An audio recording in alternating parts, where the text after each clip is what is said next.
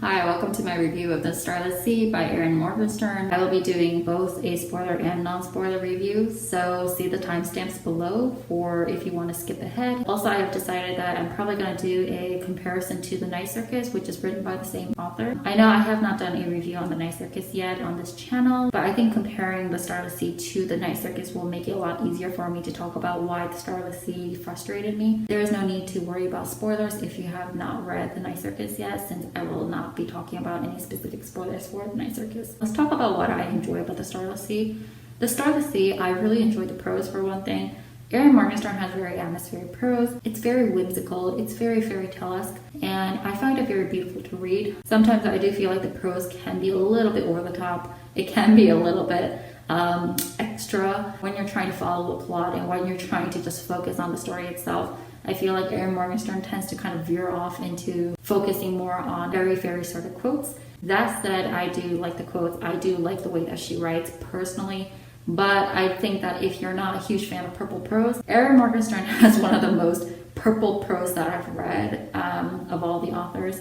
So heads up there. Another thing that I respect about Erin Morgenstern is that she has a very unique style of storytelling. It's almost abstract, which could be a positive and a negative because I'm sure that some people don't like having to work their way into a book. Personally, I don't mind having to work to understand a story at the beginning a little bit as long as the consequences or the outcomes are satisfying. So therefore, I do really like how Erin Morgenstern kind of makes her reader work for it. And I really do like that deconstructed style because I think that it's a really unique style of storytelling. It's not something that every single author can do. And if the outcomes are satisfying, it does make the book all the more satisfying to reread because now you understand the whole picture. Now I have some gripes. Again, disclaimer, I do love her style of writing. It is so up my alley. But ultimately, her books are the kind of books that you will respect intellectually, but it doesn't really get me in the feels. When it comes to the emotional aspects, when it comes to the character aspects and the motivations, I don't really get much out of them. The themes are great, the ideas are great, the technical execution is really fantastic, but I don't understand the characters sometimes. Because first off, when it comes to the character of Zachary in The Starless Sea, The Starless Sea starts with Zachary as a young boy who discovers this painted door on a wall. It looks almost real to the touch. He is so tempted to open this door and go through it. But he decides that it's not real and he just decides to bypass it. And he keeps on thinking, what if I had tried to open the door and try to go through it? And he harbors this regret. And Erin Morgenstern doesn't explicitly tell us why he seems rather melancholy at the start of this book. And I really like her style of showing, not telling. But then there comes a certain point when I personally feel like an author has to tell us something. Again, I do like it when authors don't patronize their readers. They aren't really telling us what the character motivations are, but instead showing us. It's a really good sign that an author is confident in her ability to, show the reader what her book is about and for them to figure it out. But you do need to tell the reader something. And I feel like with Erin Morgenstern and specifically The Starless Sea, she didn't tell the reader anything. I really thought that it had great potential to build up to a climax. It started off so subtly. You kind of have to put in a lot of brain work to understand how these threads come together. And at a certain point in this book, the threads kind of come together. They converge and things click. And I'm like, oh, okay, I get it now. But at that point, when all these threads come together, she really should have started delivering more on the plot. She should have started telling the reader where this book is supposed to go now from this point. But unfortunately, she just kind of lets it continue going on in that very airy-fairy style that she had at the beginning. And then by the end, I was just so disoriented. Again, I really respect an author being able to just kind of trust in her readers to figure things out. And I was very proud of myself for, sticking with it and just giving it the benefit of the doubt. But the author needs to also come halfway. I don't think that it's right for an author to say, hey readers, I'll trust completely in your ability to make sense of my book. I don't like that. I think that an author should meet her readers halfway and give them goalposts to help them understand what her book is about.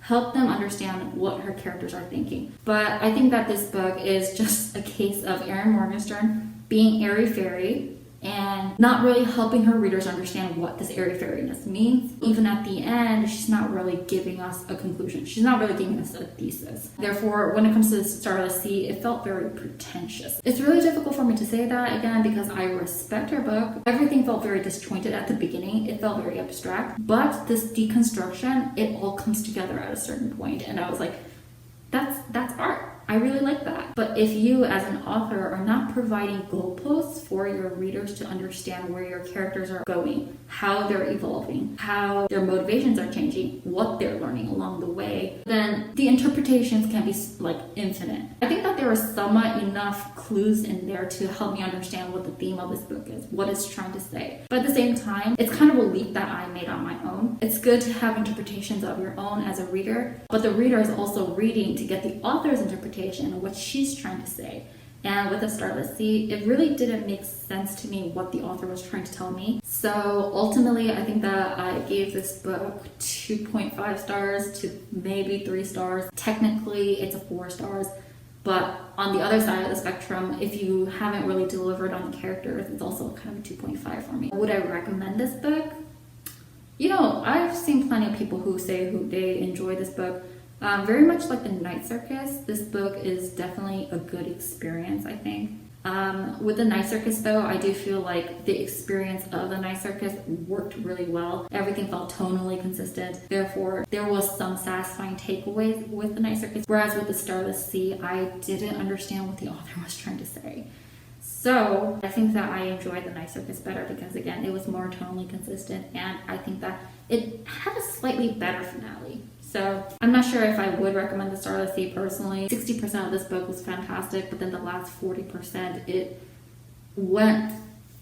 I felt like I was on drugs the last 40% of this book. So no, I'm not sure if I would recommend it, but I can at least respect it intellectually. I can respect the technical craft of the Starless Sea. But when it comes to the emotional and character-driven aspect, I would not recommend it because, again, I didn't really feel anything for the characters by the end, which is really sad to say because I did feel something for Zachary at the start of this book. But then by the end of the book, I didn't understand what the hell he was thinking. I didn't understand what he had learned. I didn't understand what his arc was supposed to be. That's kind of where she's not really great in terms of storytelling. She's kind of on the extreme end of showing, not telling. So yeah, 3.5 stars if I'm being optimistic, 2.5 if I'm being really cynical. So I would say this book mounts to 3-ish stars. So let's get into the spoiler portion of this review. Basically, you know, I'm not going to go into too many details because I kind of don't understand this book at a certain point. So I can't really, I'm not going to go into the details. It's a little bit too mind-boggling for me to understand. But I'll just talk you through my experience of reading this book chronologically. So here's my book. Okay, so basically I'll just kind of go through this book and tell you what the author did well and didn't do well. So at the start of this book, Zachary is shown to be a graduate student in Vermont. He's doing really well academically. He's liked by plenty of people. He's done well for himself. But he's not feeling happy. You don't really get the sense that he's satisfied with his life, and I kind of like that because Erin Morgenstern wasn't really, again, she wasn't telling you these things, she was showing them. He keeps on reflecting back to his childhood when he saw that door. Again, he is very regretful of the fact that he just didn't kind of take the initiative at a young age to go on this adventure. In that sense, I did feel something for Zachary because it's a very, relatable thing. Even if you have achieved something in your life, you're kind of regretful about the fact that you didn't take more risks. So in that respect, I totally understood where Zachary's motivation stood. Basically, Zachary is a romantic. Erin Morgenstern did a good job of planting those seeds in terms of Zachary's motivations, and I thought his motivations as a result were crystal clear at the start of this book. But then at a certain point when he meets these different people in this book, when the opportunity to go on an adventure is presented to him, that's when he starts kind of doing things almost impulsively. Some readers might be like, well, how does that make any sense? Like, this is such a smart, grounded college kid, and so why is he doing these things, these irrational things, so abruptly?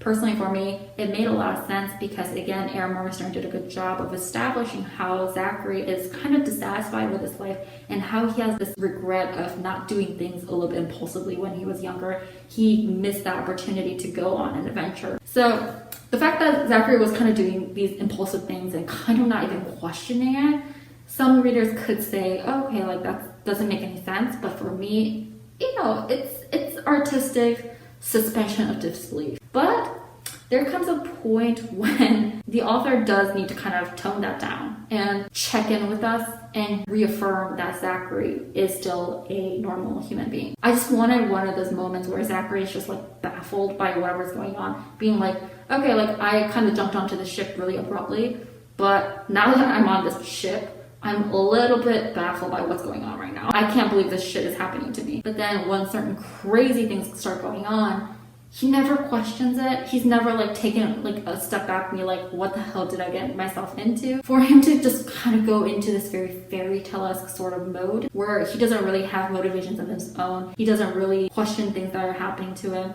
It's just felt. It was weird. Like, why would you take a character who is so fully realized and so modern and so contemporary and has fully realized motivations and then devolve him into a fairy tale character? And let's just say that I could forgive Zachary going from a fully realized human being to a fairy tale character. If I forgive that, at least if the finale had reaffirmed what Zachary had learned, how Zachary has changed, what he's taken away from his journey, then I would be like, okay, like I kind of didn't understand his motivations for a while, but at least he has a beginning and an end. If the ending had just reestablished Zachary as a character, then I could be like, okay, at least he had an arc. At least I get the sense that he's evolved. But Erin Morgenstern, again, doesn't really tell you what he's learned by the end. I don't understand what he's taken away from this journey. Again, my headcanon, I think it does make sense. I think there were enough seeds in the Starless Sea for me to make a conclusion of my own. But again, it's not something that the author gave herself. So in the end, I'm just like wondering what the point of this book was. In a very similar vein, I didn't understand the romance. Again, there's an artistic suspension of disbelief in terms of like Zachary and Dorian's attraction to one another. They just met and they're just suddenly having this dreamy sort of romantic interaction. It's a stylistic thing, I think that's okay, but you don't really get many conversations between them, and therefore you're like, well, like I can give it the benefit of the doubt, but I don't really understand why they're attracted to one another. If you want two characters to be in love with one another, you need to make them have conversations. Instant attraction is totally fine. In my books, I totally do believe in instant attraction, but Erin Morgenstern only shows the instant attraction and then doesn't have them realize that their instant attraction is validated. Like, let's say that I'm attracted to someone and that person is attracted to me. We can have that instant attraction and we can be like, hey, like I think I'm pulled by this person, but then you still don't know why you're attracted to this person. So later when we start interacting with one another, when we're talking things out, then at that point you realize, so that's why I was attracted to this person. But now that I've talked to them and now that I've related to them, I can see that this is someone I would fall madly in love with. I don't really get that from Zachary and Dorian's relationship. They have the instant attraction, which is totally fine, but there's no point that makes me realize, okay, like they need to be madly in love with one another. It just happens. Erin Morgenstern didn't show these two characters actually falling in love, actually realizing their love for one another. It's just she makes them fall madly in love with one another, and therefore their interactions in the finale, them acting as if they would die for one another, and I'm just like, what interactions have you guys had that would make you think that you guys understand each other this deeply? In another similar vein, the finale was very disappointing for me. You need to really nail the finale in order to counteract the atmospheric fairy tale-esque craziness of the middle section. And I felt like the ending was so suspended and so unsatisfying, because I'm just like, okay, it's beautiful the way that you wrote it. The ending is beautiful, but it's substanceless. Again, some people might say it's artistic suspension of disbelief, but I always believe that there needs to be a balance there. I think particularly Zachary losing self-awareness, that was basically the nail in the coffin for me, because he was that anchor to reality at the start of this book. There were a lot of airy-fairy things that were going on, but Zachary had that self-awareness that reassured the reader that things are making sense to him. Things are making sense to him, that he's in control. But when you're basically making your main character lose their self-awareness, then what else do we have to grasp onto? So yeah, basically the two things that really dragged down this book was the fact that the finale didn't reorient me. Like, the vagueness of this book was so airy-fairy, it really didn't make a lot of sense to me.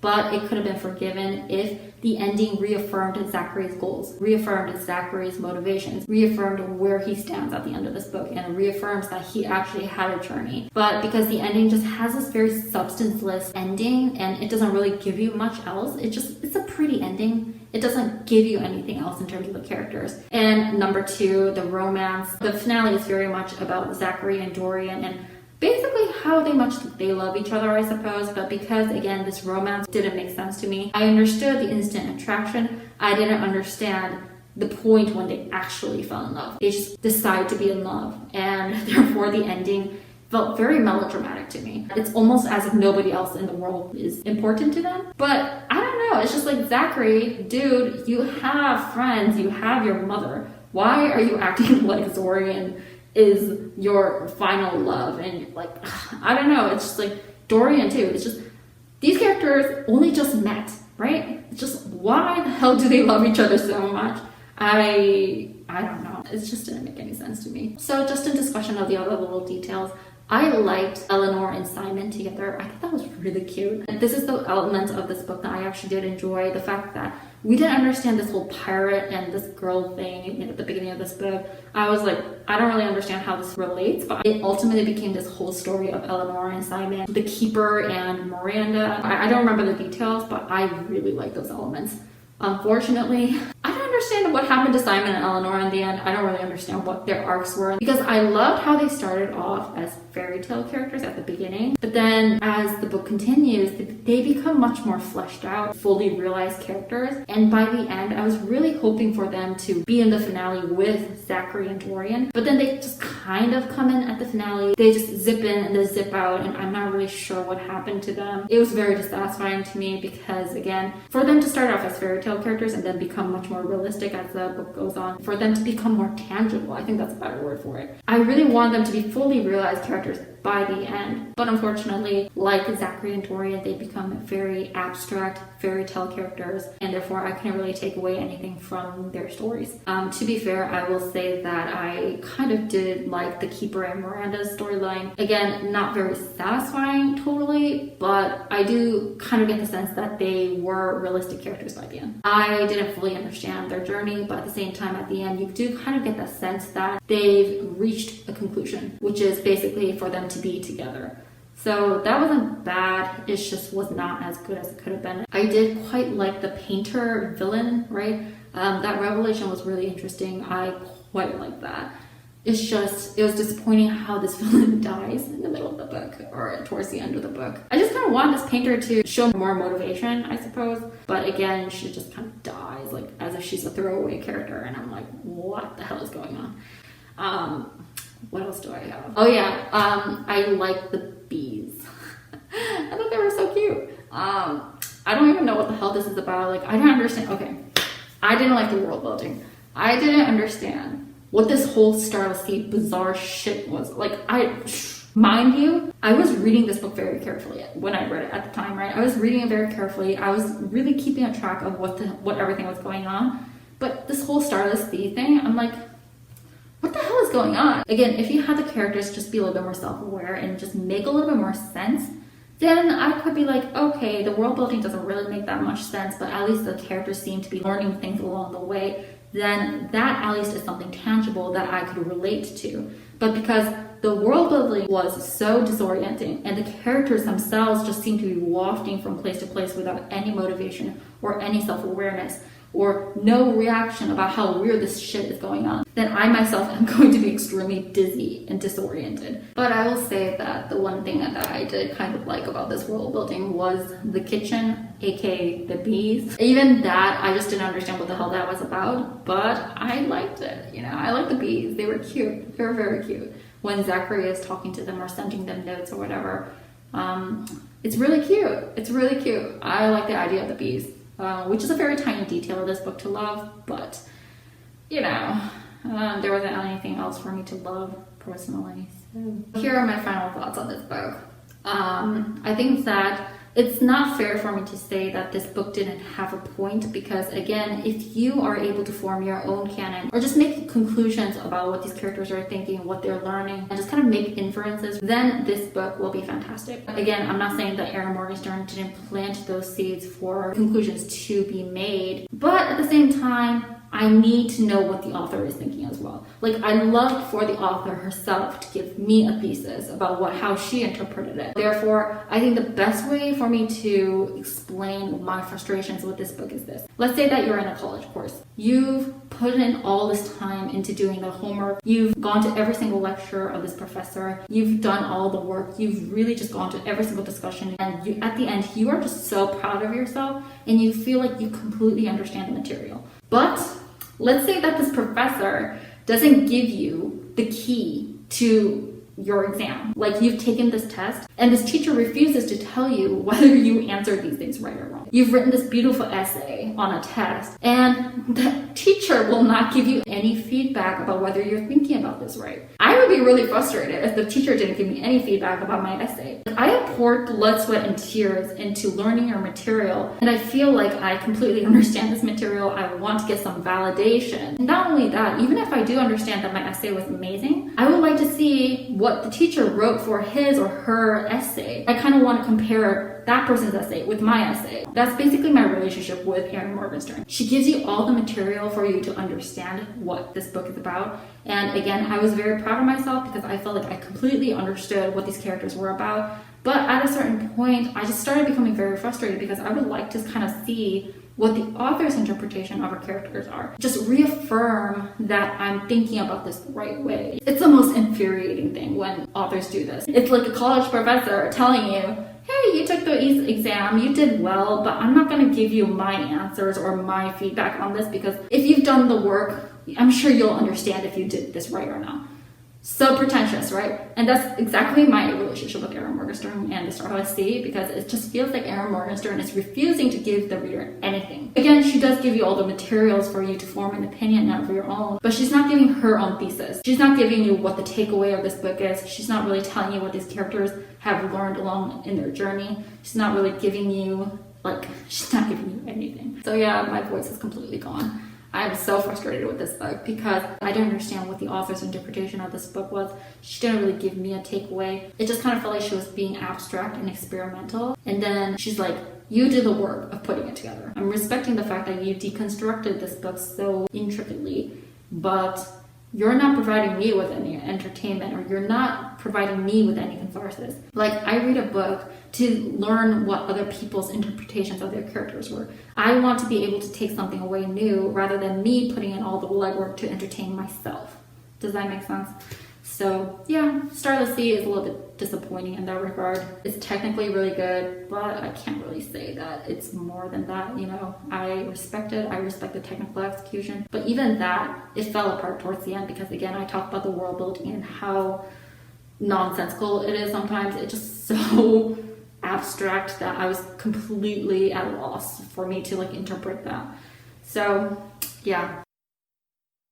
Ultimately, the prose is beautiful, but sometimes a little bit airy-fairy. Number two, the characters start off very realistic, and I really felt compelled by them at the beginning. But then as they go on, they devolve into fairy tale characters who don't have self-awareness, which made the story feel much less realistic than it was before. Three, the romance. I'm not going to say it was insta-love, but it was definitely instant attraction, which I have absolutely no problem with. But at a certain point, Erin Morgenstern does not develop this romance in any logical way, so therefore the romance felt very melodramatic to me. And number four, the side characters were good, I think. They were fine, but similarly to the main characters, they did become very abstract and you didn't really understand their journeys. Number five, the finale was not satisfying in any way. The author does not deliver a thesis of her own. She is making the reader do all the work and entertain themselves, and she's not providing her own insight of how far her characters have come. She's leaving all of that up to the readers, and therefore that was basically my biggest issue with this book. Beautifully written, really well executed, but at the same time the world building felt very abstract. The characters felt abstract, and ultimately it felt very pretentious by the end. So yeah, that was my review of The Starless Sea by Erin Morgenstern. I apologize for my voice kind of going. I think I shouted a little bit too much earlier in my review. Let me know what your thoughts are on The Starless Sea. If you enjoyed it, let me know. If you didn't, let me know that as well. Have a good night. Toodles.